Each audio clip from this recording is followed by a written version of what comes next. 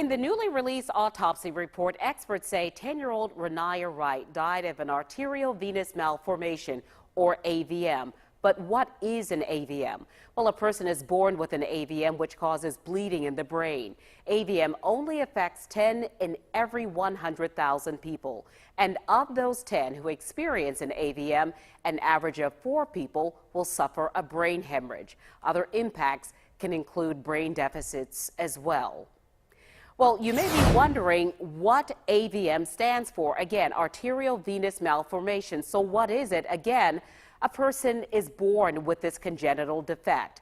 I met a woman who said she nearly died of an AVM, and today she's telling her story to help others because she says she's grateful to be alive. They told my parents the first night after my surgery, if I made it through the night, maybe I would make it. They didn't know. They thought I could be totally paralyzed, totally blind.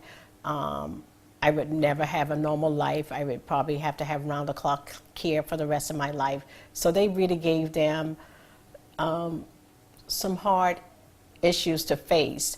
40 years ago, April 20th, 1979, Artemis Cunningham suffered an arterial venous malformation, also known as an AVM. She was hemorrhaging in her brain. She was 17 years old. The night that I really took ill with my AVM, I was at a Jack and Jill spring dance at the Holiday Inn. It was at the old airport. And that particular night I was dancing and something just popped in my head. Artemis says at first she thought she was having another migraine and she felt sick to her stomach. I just asked a friend if I could lay my head on his shoulder, and everything else went blank to me. They had to stop the car because I started regurgitating. And by the time I got home, I was like semi-unconscious. Artemis's mother and a neighbor rushed her to the hospital. And they had to call a neurologist in to do a spinal tap. And that's when they found out that I was hemorrhaging, that my veins were tangled and matted. On the CAT scan, he didn't even know how I made it all that time. Weak blood vessels that are tangled in the brain, and it's a small percentage that has it, that you're born with it. So back then I had signs, but I just never talked about it. You look at the pictures of you and you look like a happy-go-lucky, healthy child. As I think back when I was a young child, like 4 or 5 years old, and I would run up the steps and my head would just be pulsating. And I thought that my head was pulsating rapidly because I ran up the steps real fast, but really that was a sign of my AVM. I started having like regular headaches.